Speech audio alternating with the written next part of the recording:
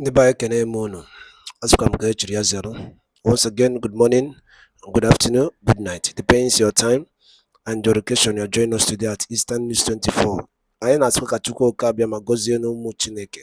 Ise na n'ime ihe niile Biafra ya na n'edi. Ise. Alright, ya bụ audio na-eji ego ogbe mana ọ ka bụ first time m na-etinye the Biafra Minister of Health and Gas, Oil and Gas.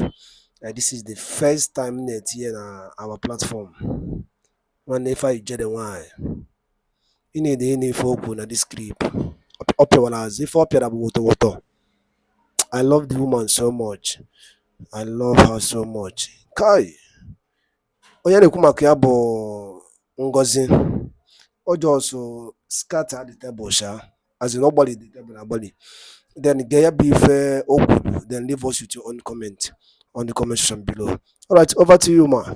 Now, based on all the things that have been happening, to come together as one and move Biafra away from Nigeria.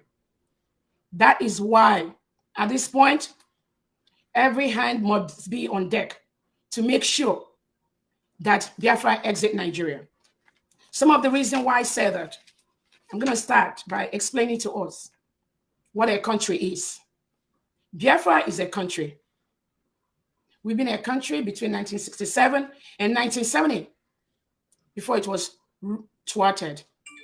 We've been a country. We got all the status.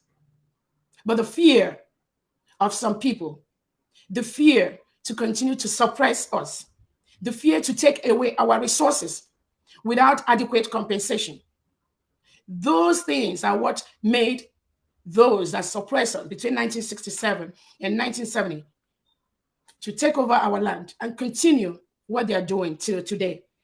And at this point, Biafrans from all over the world, they've said, enough is enough. If you want to kill all of us, we are ready. But as you're coming to kill us, also be sure that we are going to kill you. That was a statement that was given to us by T.Y. Danjuma. We have to equip ourselves because they are everywhere. The terrorists have penetrated our lands. The terrorists are killing our people. The terrorists are invading our land, chasing them away to IDP camps, taking over their lands. Are we going to stay and watch and fold our hands while these things are being done? No. So that is the reason why at this time, the spirit of Biafra is with us. The millions of children that were massacred between 1967 and 1970 and still be massacred today, those spirits have risen up and said, enough is enough. We are a country. Biafra is a country. And we've met all the statistics, all the requirements that made us to be a country. We cannot wait for anybody to give us our country because we have made the criteria. One of the first criteria for being a country, based on the 1933 New World Summit in Montevideo, Uruguay, which was convened by Franklin Delano Roosevelt. In attendance in that conference was United States of America. Mexico was there, and 18 nations from Central and South America. The Caribbean was there too. In that World Summit, the criteria to be a country includes 1, a settled population. We have a settled population. The old eastern region of Nigeria, we've settled there for years. So we met that number 1 criteria. The second one is a defined territory, a defined geographical area. We have a defined map, and all of you can see that our Prime Minister recently produced the updated map of Biafra. We have a defined territory. We have a defined geographical area. That's the second criteria that made us 16 states.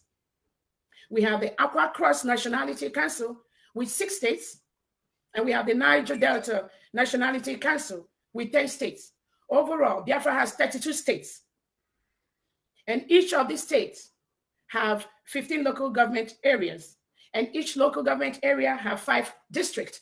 So we have fully defined and convinced the international body based on the 1933 New World Summit in Montevideo, Uruguay. Biafra has Kenya to Nigeria. And how he's languishing in the DSS custody. 2 courts in Nigeria, fully instituted courts with all the powers, have acquitted and discharged Nnamdi Kanu. The United Nations Working Group on Arbitrary Detention, of which Nigeria is a member state. When you are a member state of a UN committee, you are bound by the laws of United Nations. So Nigeria is a member state of the United Nations. The United Nations Working Group on Arbitrary Detention, this member state, which has human rights obligations at both the regional and universal levels, have ordered the immediate release of Nnamdi Kanu unconditionally and to reimburse him with adequate compensation for the arbitrary violation of his fundamental human rights. This UN committee has recommended, has instructed that Nnamdi Kanu should be released unconditionally. Nigeria is a member of this United Nations committee, unconditionally, and compensate him. Since last year, since 2022, up till today, that has not been done. The current Nigerian government and his legislators have refused to release Nnamdi Kanu. What did Nnamdi Kanu do? Nothing. Absolutely nothing, except what we are doing now. Self-determination is not a crime. It is a right. It is allowed by the UN Charter, by the OAU. Self-determination gives the indigenous, the citizens, the power to determine how they want to be part of a system, how they want to be governed. We have the right. It is our basic right. That is exactly the only thing Nnamdi Kanu was doing. But instead of the government to respect that opinion, they started killing people. They started killing everyone. Anyone that talks about self-determination, they eliminate the person. They kill them. That was how they ended up bringing Nnamdi Kanu from Kenya to Nigeria. Because of that, Biafrans have been calling for referendum over the years. Peaceful referendum over the years. We want to vote. We want to call a referendum for Biafrans all over the world. Because of the bad leadership in Nigeria, Biafrans are scattered all over the world. They live in droves.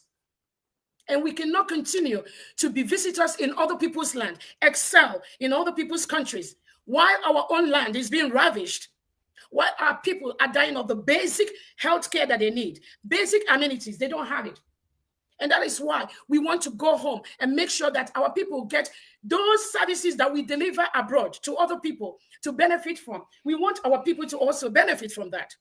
That is all Nnamdi Kanu was calling for. Self-determination. Give our people the right to decide how they want to be governed. But no, because Nigeria is a country where there is an agenda. There is an agenda by those in power. So any other thing becomes an opposition. If you speak your mind, you become an opposition. You become a target. If you express yourself, you become an opposition. You become a target. If you march peacefully on the streets, unarmed, you become an opposition. You become a target. They kill you. How long are we going to continue to allow such heinous crime to be committed against our people? That is all Nnamdi Kanu was asking for. That is the only thing he requested for. And Nigerian government, with his agent, they planned. And with some insiders, we all need to know. Is the rat inside the house? I told the rat outside that there is meat in the kitchen. But those people didn't know that the major tactics that Fulani uses to get people is divide and conquer. If they come into your house right now and they see that, maybe I have 3 or 4 children, I love this one more. When Fulani comes in there, what they will do, they will get another child of mine and pay that one money to attack the other one. That's how they rolled over the years. And they're doing that in Nigeria today, as of today that we are talking. How long are Biafrans going to continue to allow the Fulanese to use them to fight each other, to sell each other? That was how Nnamdi Kanu get up where he is right now, languishing in DSS custody, dying. Recently, we heard there was a breakout of tuberculosis in the cell where he was. He was having nose bleeding. What did this poor boy do? Poor man do? What did he do? Except let my people go. Call for a referendum. And that is how he is there today. So the court, about two, has said, let this man go. The United Nations Working Committee has said, let this man go. But the Nigerian government has refused with the legislators, because once they buy them over, anything they say, they believe with them. They are still holding that man, denying him access to proper medical care. The Biafra Medical Practitioners Board, they've written to the government, they've written to the world leaders to compel President Buhari to allow Nnamdi Kanu to get an expert care outside the dungeon, outside the prison. That guy is slowly dying there. They refused. What part of the world do you have somebody who is just propagating for self-determination? You plan with the Kenyan government. You just, without going through the normal process, and you just move him into Nigeria and lock him up, thinking when you lock him up, self-determination is going to die. Really? It does not work that way. The kidnap and rendition of Nnamdi Kanu from Kenya to Nigeria has made some people that ordinarily, they were not interested in what Nnamdi Kanu is saying. It has pushed them to come out and let the world know there is nothing wrong that Nnamdi Kanu did. All he's asking for is fairness, equity, justice, which is a hallmark of the growth of any nation. How can you grow a country where there's no equity?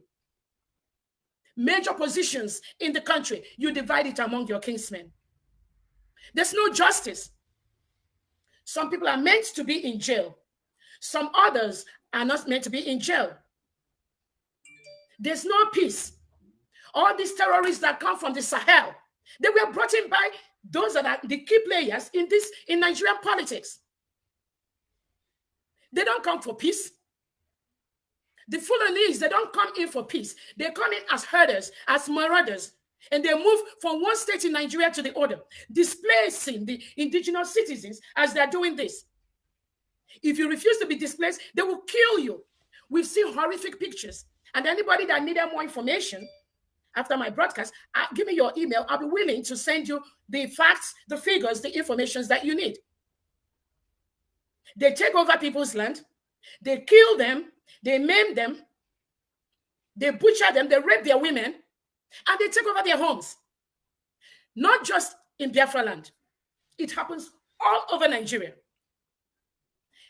We saw what happened in Benue, in the IDP camp. People were chased away from their original homes.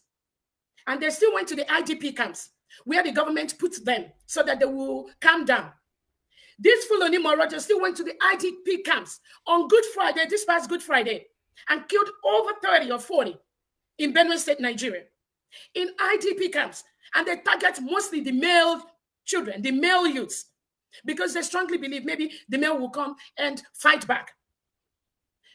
How can we, the international world, how can we continue to exist in a country where these marauders come in with AK-47, sophisticated weapon, and they kill us? So we just sit and watch as they kill us and maim us. And this has gone over the years. It happened in Southern Kaduna. They are killing with impunity every single day. We see where their people are being massacred. In November 24, 2016, over 150 peaceful protesters were killed in Biafra land. Peaceful, unarmed, 150 shot at close range by the Nigerian government. The Amnesty International reported this, and I have the report. The Nigerian government, they sprayed acid. Acid were sprayed on innocent Biafrans just because they are conducting a peaceful march. We want to say how we want to be governed. We want to be part of the process. We don't want you to impose people that will come and take our mineral resources, take our wealth, take our homes. That's all they are asking for. We have a harmful killing. In December 18, 2022, by the Fulani herders, over 50 innocent indigenous Biafrans were killed in a harmful for nothing. Nothing. They were unarmed. Nigerian government was watching as this was happening. In fact, one of the reports, it was the Sahara newspaper and a couple of other newspapers, said that the Nigerian army aided these harmful killings. How did they aid them? They were standing by and they collude. They collude with the Nigerian military and police to kill these Biafrans. Kill men, women, children. They collude with them. It was on the newspapers. And if you want, after this report, I'll send it to you. How can we have the people, the military, that's supposed to protect us, protect the lives and property of the citizens, and the police that was supposed to protect us, now turn against to aid the terrorists, to kill these people, because the government supports them. And then when our people, when our young men and women, when we try to resist, the Nigerian government will send the army to attack us. When we try to attack these terrorists that are coming, they will now send a higher weapon. They will bring the aeroplane, they will bring the jets, they will bring the fighter, the bomber jets, they will bring everything. Because these military equipment Nigerian government have, it is our tax, it is taxpayers' money. But when the Nigerian government and these administrators, remember, it's not just the government, it's also these Biafran governors, the Southeast governors, South governors. They collude with the government. When they see that they cannot withstand our men and women, what they do, they send the military to attack us. We all see the recent Aba march. The march in Aba by indigenous people of Biafra. Indigenous people of Biafra are never terrorists. We stay in our own land. But for the Nigerian government to continue to do the killings, to suppress and oppress us, they term IPOB terrorist. Tell me where in the world you have seen any IPOB member coming to conquer, occupy somebody's territory and kill. We don't do that. We don't do that. But why did President Buhari do that? He did that so that the world will start attacking us, so that the world will start seeing us as terrorists, even though we're not. We are pure innocent Nigerians from the southeastern, south, and southwestern part of Nigeria. We are just asking for fair, equity, fairness in the government of Nigeria, but they refuse. Instead of listening to us, what they do is to unleash soldiers, military, to kill us. During the recent Aba march, over 30 unarmed, innocent, indigenous people of Biafrans were killed on close range by the Nigerian government. What country does that? What country does that? We have different types of things you can use to stop people if you feel they are marching and maybe they are becoming violent, which they did not do. You can use rubber bullets. You can use tear gas. Those things you can use that some of you travel to civilized countries and you see what they use. You see how they do it. Why don't you implement the same thing inside Nigeria? Why use live bullet when people are marching unarmed and you want them not to talk? Some of us, our brothers and sisters, were killed. And then you go to the international world and lie to them. Oh, they are killing the police, killing the military. Did you tell them how they are killing unarmed, innocent Biafrans who just want to express themselves? Did you tell them the same story too? If T.Y. Danjuma, who is an ex-military chief, has said, the Nigerian government, military and police, they collude with the terrorists. And T.Y. Danjuma, who is an ex-military chief, have told us, go get your arms, protect yourself. The government cannot protect you. I'll send the video. Any video anybody requests for, let me have the chronicle, and I'll send it to them. There was a reason why T.Y. Danjuma said that. He's an ex-military chief, so he knows what is playing out in the system. They killed over 30 in that Aba. The Obibo killing. The Obibo killing of 19th October 2020. Over 100 Biafrans were massacred for nothing. The Obibo killing, which was commanded by Governor Wike. Governor Wike ordered the Obibo killing by the Nigerian soldiers during the NSAS event. What did these people do? He ordered the Nigerian military and police to kill over 100 innocent Biafrans just because they want change. They want equity. They want change in the way the police is being run. The way the police just stop, search, kill you, eliminate without question, without going through the normal process of the law. How can Nigeria continue to function without going through the due process, either to kill, to persecute, to jail people? No, they don't do that. And we have been complaining. Some people in the north, they can't even talk anymore. Some of them have no voice anymore. Obadiah Malafia, that one that stood up to just talk a little, he was eliminated. Our brothers and sisters, our indigenous people in Southern Kaduna, Borno, Zamfara, some of them cannot talk again because of fear. Because of fear. They cannot talk anymore. And you begin to wonder. Some people will tell you, oh, they are killing people. Oh, they are sending their military in Southeast, in South, in Southwest. They are sending it because you people want Biafra, because you people want to exit Nigeria. Ask them the question. Those people they are killing in Southern Kaduna by their hundreds, those that are killing in Zamfara, those that are killing in Borno, those that are killing in Benue, what are they asking for? Ask them, what are those people they are killing there? What are they asking for? Are they asking for Biafra? No. Are they asking for exit from Nigeria? No. Are they asking to have another country? No. Then why are they killing them and pushing all of them into the IDP camp? So when they come with this childish story telling you, oh, we are sending military, and they're sending that information to the international body, some of them that don't know what is happening in Nigeria. It is time we have to let them know what is happening in Nigeria. Some of us have had the opportunity to meet leaders in this country, and they said, I didn't know this is happening in your country. Why are you all keeping quiet all this while? So this type of thing is happening in Nigeria because the government have used their power of the press to suppress certain news out there. The Nigerian press have been so suppressed and oppressed that there's a guideline on even the words they can use. Using words like Fulani terrorist becomes a trigger.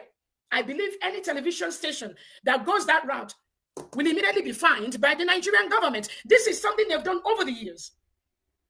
So when people don't see our story out there, it is because of this continuous suppression and oppression that have been going on for the past 60 to 100 years inside Nigeria. That is why most times you pull Google, you won't see the right information. You pull your YouTube, you pull everywhere. You pull Twitter, you won't see our stories. Because the government have the tendency to bribe. They bribe all these agencies. CNN may not carry their different story. Not that we are begging them to carry that. Not that it's going to make any difference in our quest to exit Nigeria this year. But when they get bribed, even in the United Nations, it becomes hard for them to air our story to the world. It becomes hard for people outside the world to know what is going on inside. So we've been dying in silence. We've been begging to leave. How long are we going to continue?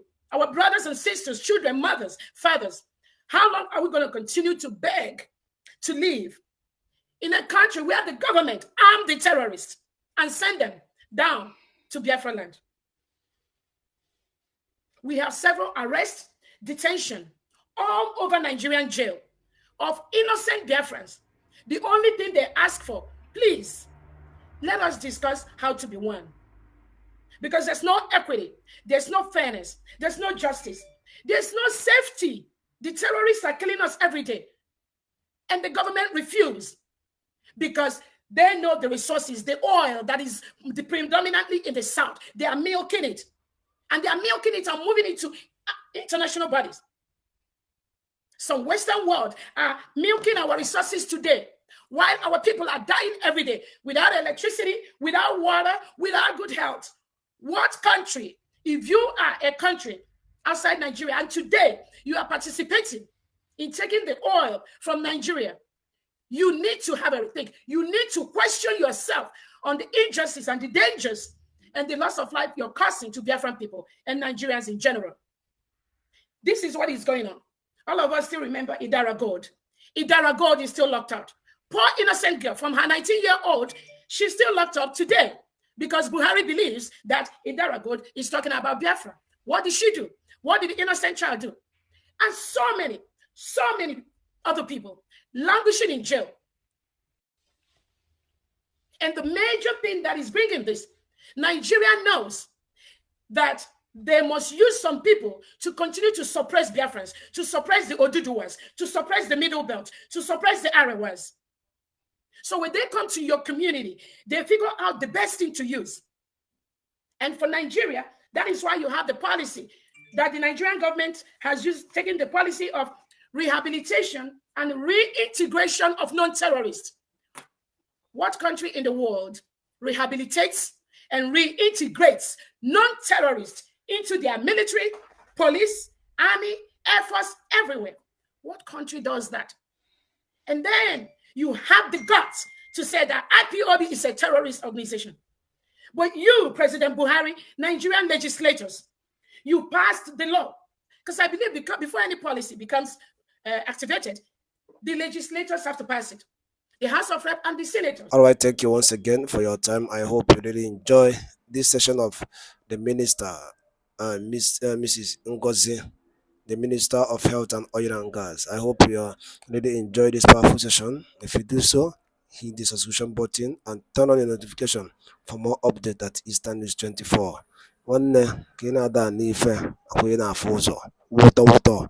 That is the code. The real code is Wotowoto. One this woman the great guy. This woman piawala mothers, okay? Organide. The zoo is shaking. As in, I love as in a woman that can speak, boldly speak for his own people, for what is happening. I love you so much. Thank you so much, ma, for this. Thank you.